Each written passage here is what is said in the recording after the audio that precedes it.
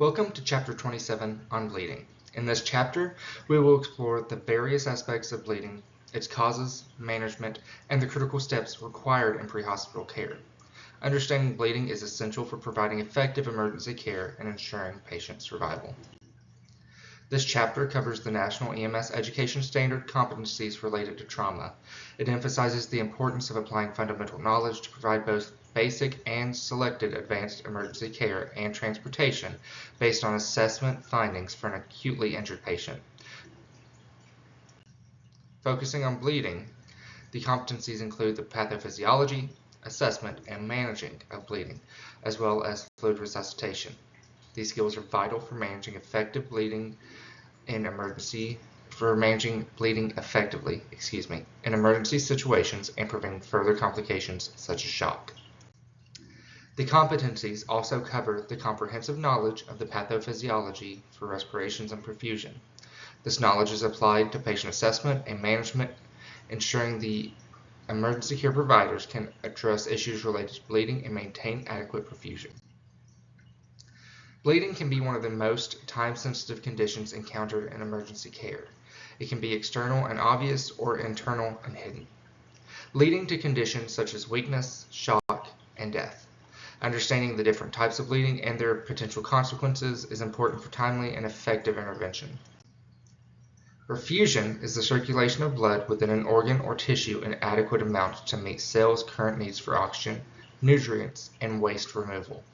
The autonomic nervous system monitors the body's needs and adjusts blood flow as required. Hyperperfusion, or shock, occurs when the cardiovascular system fails to provide sufficient circulation for every body part to perform its function. Emergency medical care is designed to support vital organs such as heart, brain, and spinal cord, lungs, and kidneys. Ensuring adequate perfusion to these organs is essential for maintaining their functions during emergency situations involving bleeding. The cardiac cycle is a repetitive pumping process that begins with the onset of cardiac muscle contraction and ends with the beginning of the next contraction. Preload refers to the amount of blood returned to the heart to be pumped out, while afterload is the pressure in the aorta or the peripheral vascular resistance against which the left ventricle must pump blood. Stroke volume, the amount of blood ejected per contraction, is closely linked to bleeding and shock through its relationship to blood pressure. Effective delivery of oxygen to tissues depend on adequate heart rate, stroke volume, hemoglobin levels, and arterial oxygen saturation. Hemorrhage, or the discharge of blood from the blood vessels, can range from a nicked capillary to severed spurting artery.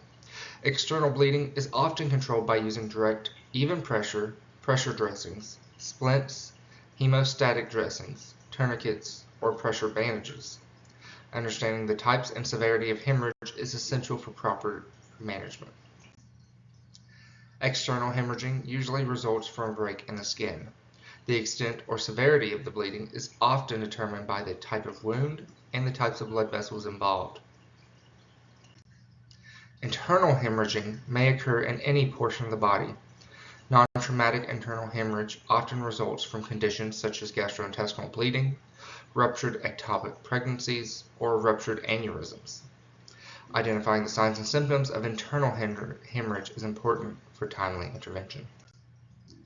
Mechanisms of injury for internal bleeding include falls, blast injuries, and automobile or motorcycle crashes.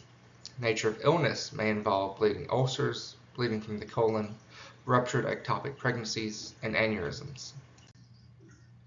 Signs and symptoms of internal hemorrhaging include pain, swelling, distension, bruising, dyspnea, tachycardia, and hypotension. Hematuria, hematemesis, hemotesis, melena, and hematochezia are also indicators. The first sign of hypovolemic shock or hyperperfusion is genuinely a change in mental status. Significant changes in vital signs can occur after losing approximately 2 pints or 1 liter of blood. Hemorrhagic shock resulting from low blood volume leads to inadequate perfusion and can be fatal. Serious bleeding is characterized by significant mechanisms of injury, poor general appearance, signs and symptoms of shock, rapid blood loss, and uncontrollable bleeding. Bleeding tends to stop quickly due to internal clotting mechanisms. Hemostasis involves platelets aggregating at the injury site to plug the hole and seal the injured blood vessels. Medications such as anticoagulants can interfere with normal clotting. Patients with hemophilia should be transported immediately. The trauma triad of death: hypothermia, coagulopathy, and acidosis. Increases mortality in trauma patients. Coagulopathy can result in furthering hemorrhage. It's very important to identify these conditions early and intervene when possible to improve patient outcomes. During scene size-up, ensure the scene is safe and take appropriate standard precautions such as wearing gloves, masks, eye shields, and gowns if necessary. Blood may appear different on various surfaces. Determine the nature of illness or mechanism of injury and consider the need for any additional resources.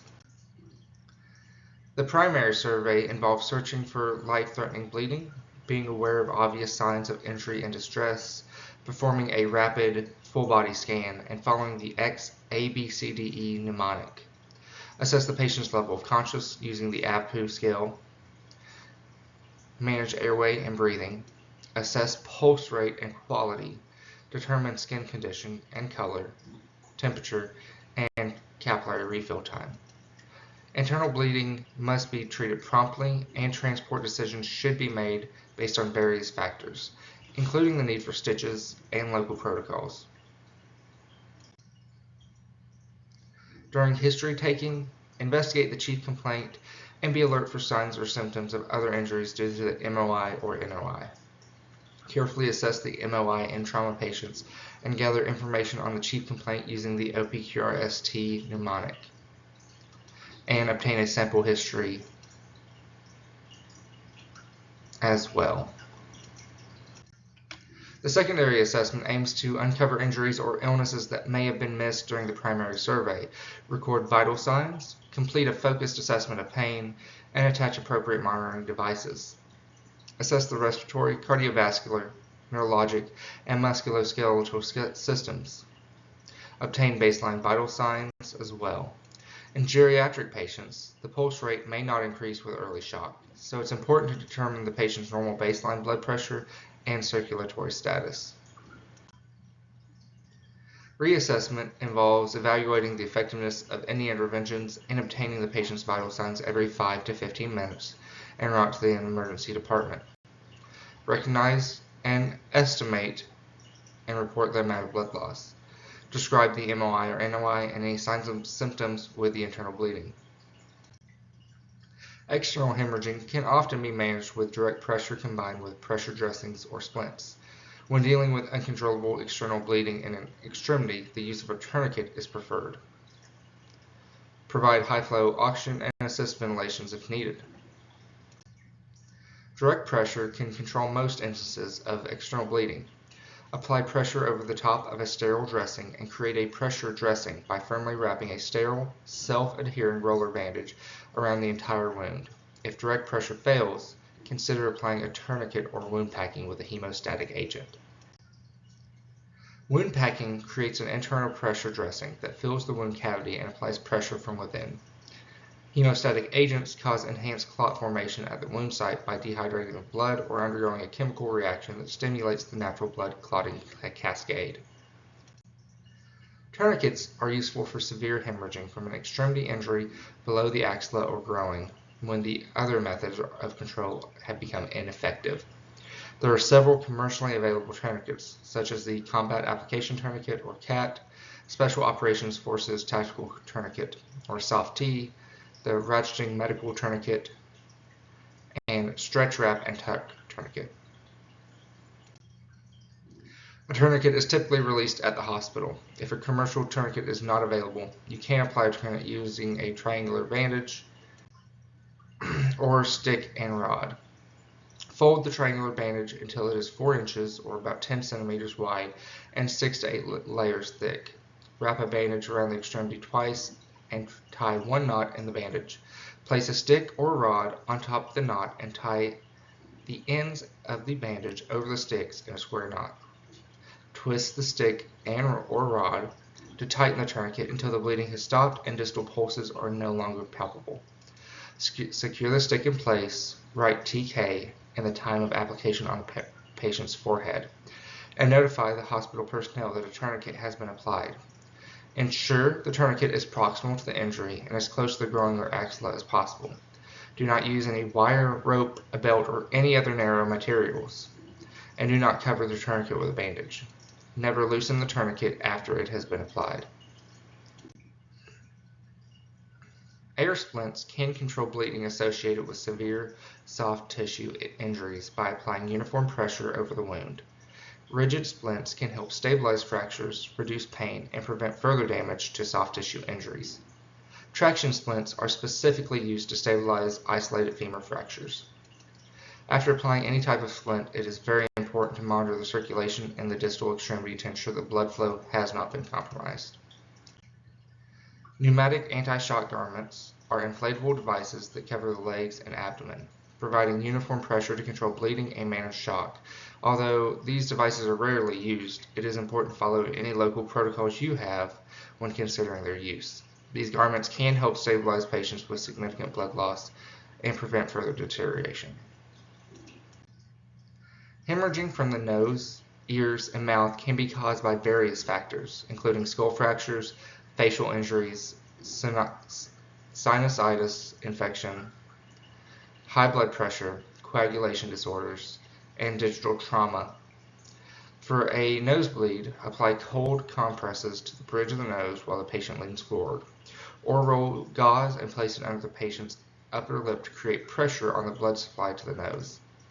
Bleeding from the nose or ears following a head injury may indicate a skull fracture. In such cases, loosely cover the bleeding site with a sterile gauze pad and apply light compression by wrapping the dressing loosely around the head.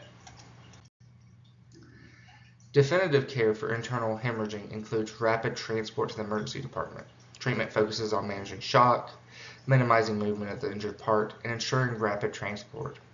Ultrasonography or ultrasound may be used in the emergency department to locate the bleeding. Keep the patient warm, give nothing by mouth, and monitor serial vital signs. Insert at least one 18-gauge IV catheter and administer fluid bolus of 250 mL of normal saline or lactated ringers. If the IV is unsuccessful or anticipated to be difficult, use IO access. Management of hemorrhagic shock involves focusing on extenuating hemorrhage first. Take standard precautions and ensure the scene is safe. Identify and try to stop any major bleeding quickly and evaluate the patient's hemodynamic status. Establish and maintain an open airway, and while you're en route to the hospital, insert at least one, preferably two 18-gauge or larger peripheral IV lines.